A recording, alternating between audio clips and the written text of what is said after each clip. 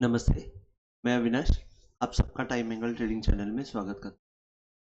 Last week में हमने जहाँ पे मंडे को शुरुआत की थी, जहाँ से शुरुआत की शुक्रवार को हम वहीं पे आके बैठे। ऊपर 23,800 से 500 पॉइंट की ऑलमोस्ट 550 पॉइंट की तेजी देखी और 550 पॉइंट की तेजी देखने के बाद हमने वापस उतनी ही पॉइंट, थोड़ा सा ज़्यादा उतने पॉइंट की हमने मंदी देखी। क्लोजिंग में बहुत अच्छा 24,000 के ऊपर क्लोज करने में निफ्टी कामयाब रही।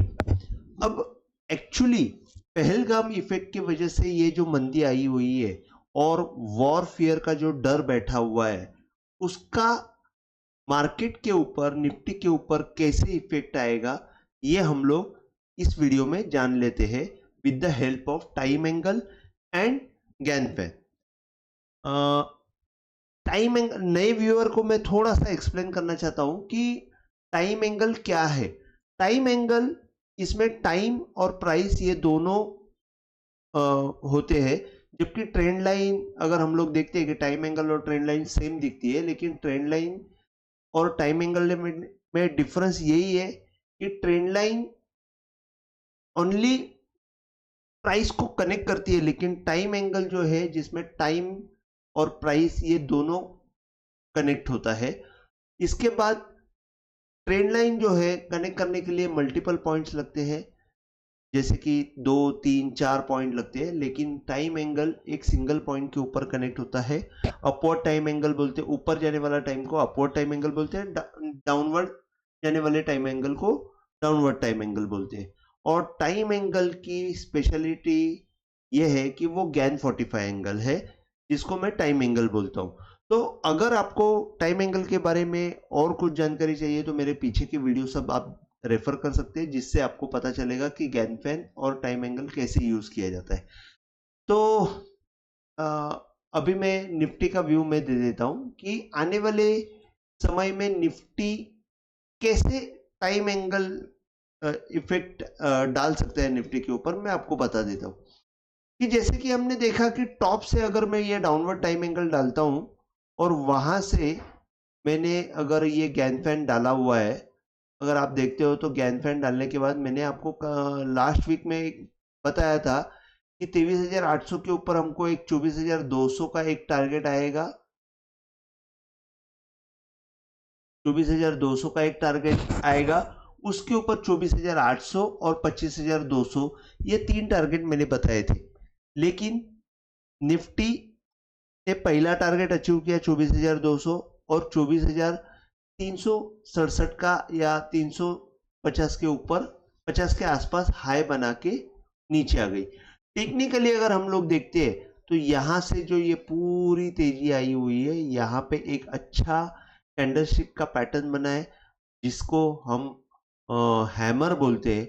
और हैमर अगर कोई टॉप में रहता है तो इसका मतलब ये होता है कि हैमर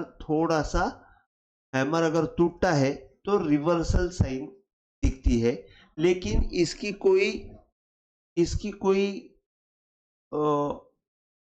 मतलब ज्यादा इंपॉर्टेंस हम लोग नहीं देंगे इसको, क्योंकि हम लोग टाइम एंगल से हम लोग देखेंगे।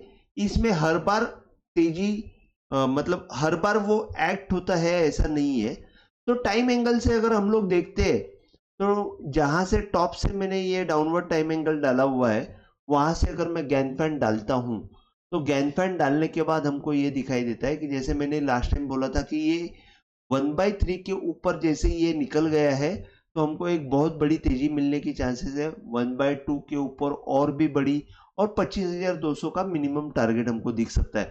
तो मेन तेजी यहां से शुरू हुई थी मेरे हिसाब से। अगर हम लोग देखते हैं तो 1/3 का जो पॉइंट है, जैसे कि यहाँ पे मैंने पीछे के वीडियो में मैंने बोला था कि 1/3 में यहाँ पे कंफर्मेशन नहीं आया था, और ये कंफर्मेशन नहीं आने की वजह से 1/3 से नीचे निफ्टी आ गई, और नीचे आने के बाद वापिस 1/4 को टच करके, जैसे कि एक एंगल टूट गया तो दूसरा एंगल के आसपास आई थी, और 1/4 को टच करके वापिस उसने 1/3 को क्रॉस किया। और जहां पे यहाँ पे क्रॉस किया वहीं पे इक्विनॉक्स डे था। 21 मार्च, इक्विनॉक्स डे मतलब 21 मार्च का जो हाई लो है, उसका हाई लो अगर हम लोग मार्क करके, जैसे कि ये मैंने ये रेक्टेंगुलर डाला हुआ है और थोड़ा सा ये बॉक्स डाला हुआ है, ये बॉक्स का जो हाई लो है वो 21 मार्च का हाई लो है, जिसका इक्विनॉक्स डे का हाई लो है 21 मार्च का। 21 मार्च के ऊपर जैसे ही निफ्टी निकल गई 23,400 के ऊपर जैसे ही कंफर्म हो गई, बहुत अच्छी हम लोग निफ्टी में रैली देखने वाले हैं करके मैंने आपको वीडियो में बताया था। और जैसे ही आप देखेंगे कि इसके ऊपर ये बॉक्स में जैसे ही एंट्री किया, वो बॉक्स में एंट्री होने के बाद जोर से निफ्टी ऊपर आ गई और 25,000 मतलब 24,000 से 23,000 से 24,000 350 मतलब 1000 पॉइंट की रैली हम लोग ने इक्विनॉक्स डे से देखी है। बॉटम से तो हमने बहुत जोर से रैली देखी 21,800 से लेके 23,000 350 तक, और जो इतनी बड़ी तेजी हुई है तो थोड़ी बहुत रिट्रेसमेंट पॉसिबल है, और रिट्रेसमेंट के लिए हमको कोई ना कोई कारण चाहिए, और वो कारण हमको अभी वॉर इफेक्ट दिखाई दिया है। तो अभी एक्चुअली क्या हो सकता है, तो मेरे हिसाब से जहां से तेजी ये 1/3 में शुरू हुई है, इक्वली 21 मार्च का जो लो है, इक्विनॉक्स डे का जो लो है 23,100, ये आने की संभावना रहेगी।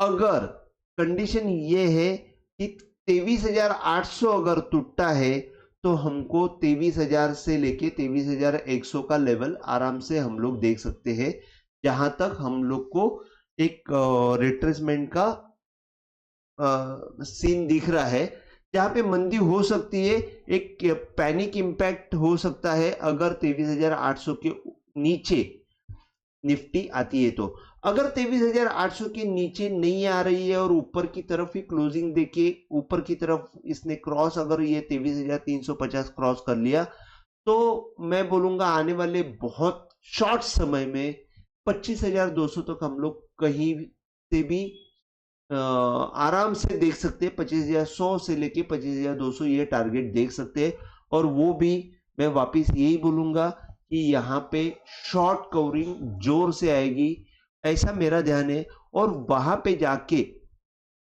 25,200 के बाद हमको पता चलेगा कि एक्चुअल जो ऊपर से जो मैंने ये लाइन डाली हुई है, जो टाइम एंगल डाला हुआ है, वो टाइम एंगल क्रॉस होने के बाद हमको नया तेजी शुरू हो जाएगा।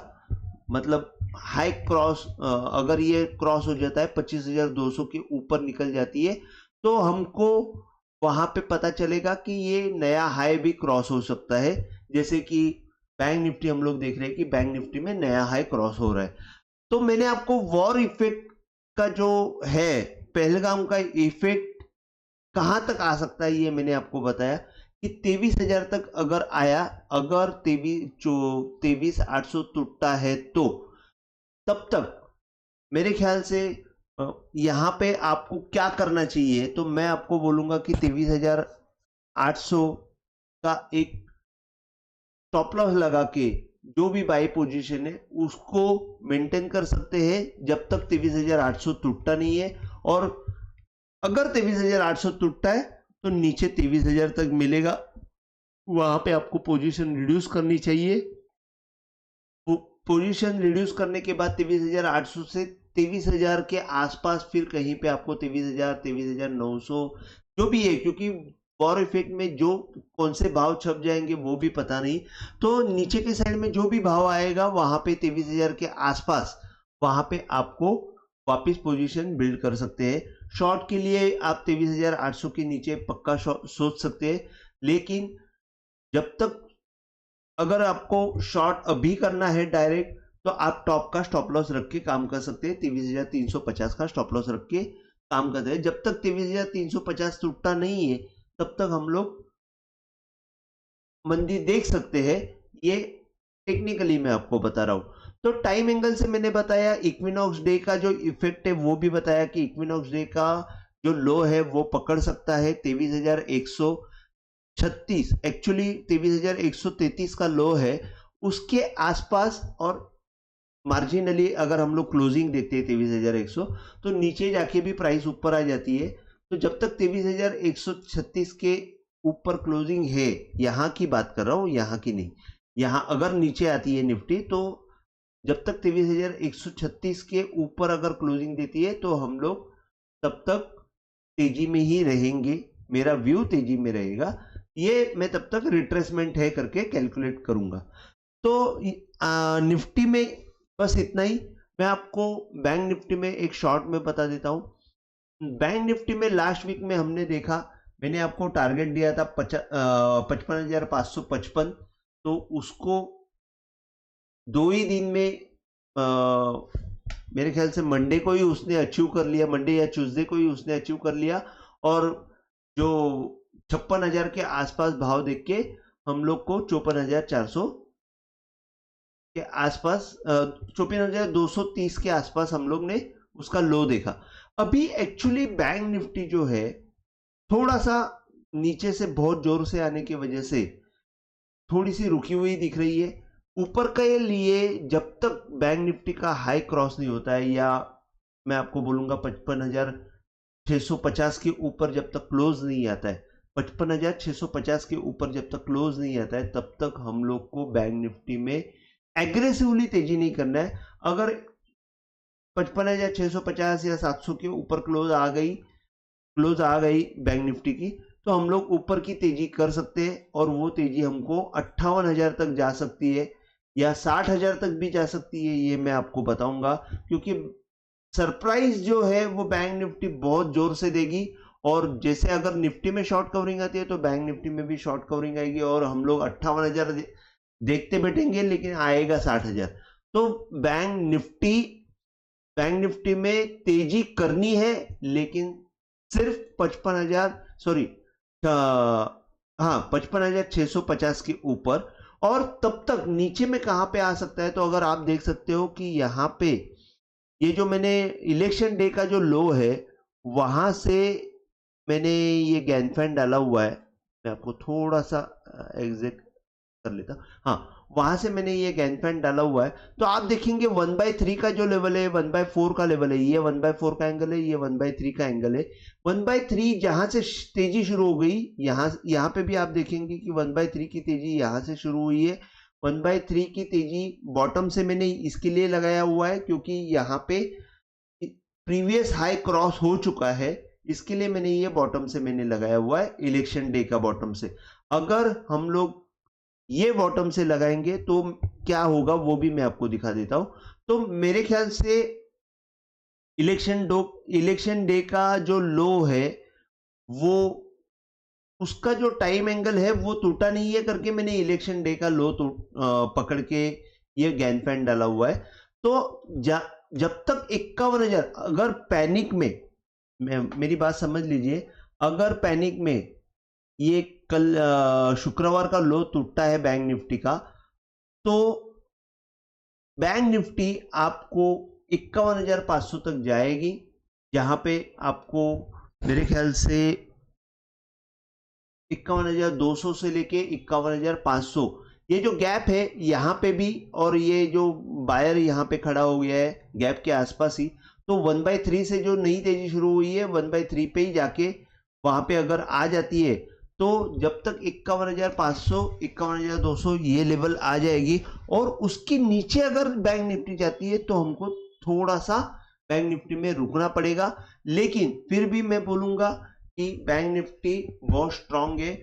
अगर वॉर इफेक्ट में नॉर्मल सिनेरियो में अगर हम लोग देखते हैं कि वॉर इफेक्ट नहीं आया, लेकिन नॉर्मल सिनेरियो में अगर देखते हैं तो बैंक निफ्टी में शायद हमको सपोर्ट 53,300 या 53,000 के आसपास बहुत अच्छा सपोर्ट मिल सकता है। नॉर्मल सिनेरियो में समझो वॉर नहीं हुआ और थोड़ा सा ऊपर नीचे हो रहा है, तो हम लोग 53,300 का 53,000 का सपोर्ट पकड़ के चल लीजिए। जब तक 53,000 नहीं टूटता है तब तक हमको मंदी करनी नहीं चाहिए आइडियली। तो अगर पैनिक सिचुएशन रहेगी तो 53,000 के नीचे ही करेंगे तो बेटर रहेगा, मेरा ये मानना है, क्योंकि ये बैंक निफ्टी में आपको 53,000 में एक अच्छा सपोर्ट मिल सकता है। तो बैंक निफ्टी में मैंने आपको ये बताया कि ऊपर की तरफ बहुत बड़ा टारगेट है नीचे की तरफ आपको एक 53,000 में बहुत अच्छा सपोर्ट आ सकता है, 53,200 300 के आसपास एक सपोर्ट आ सकता है, या 53,000 के आसपास सपोर्ट है। उसके नीचे डायरेक्ट आपको 51,200 और 51,500 ये जो जोन है यहाँ पे सपोर्ट मिल सकता है। और वहां से अगर सपोर्ट नहीं मिलता है तो फिर आगे आने वाले वीडियो में मैं आपको बताऊंगा कि उसका इफेक्ट कैसे रहेगा, क्या रहेगा। लेकिन मेरे हिसाब से वॉर का जो इफेक्ट है वो आपको 51,500 तक ही रहेगा, क्योंकि रिट्रेसमेंट नीडेड है। बैंक निफ्टी में भी अगर रिट्रेसमेंट आती है तो उतनी आ जाएगी, अगर नहीं आई तो मेरे ख्याल से फिर 53,000 से बैंक निफ्टी घूम जाएगी, और जब तक 55,600 700 के ऊपर जब तक क्लोज नहीं मिलता है तब तक हमको तेजी नहीं करनी है। वो तेजी अगर मिलती है उसके ऊपर तो हमको बहुत बड़ी तेजी मिल सकती है, 60,000 के आसपास तेजी मिल सकती है। तो आज के लिए बस इतना ही। अगर वीडियो आपको पसंद आया हो तो प्लीज आप शेयर कीजिए, लाइक कीजिए और सब्सक्राइब कीजिए। जय हिंद, थैंक यू।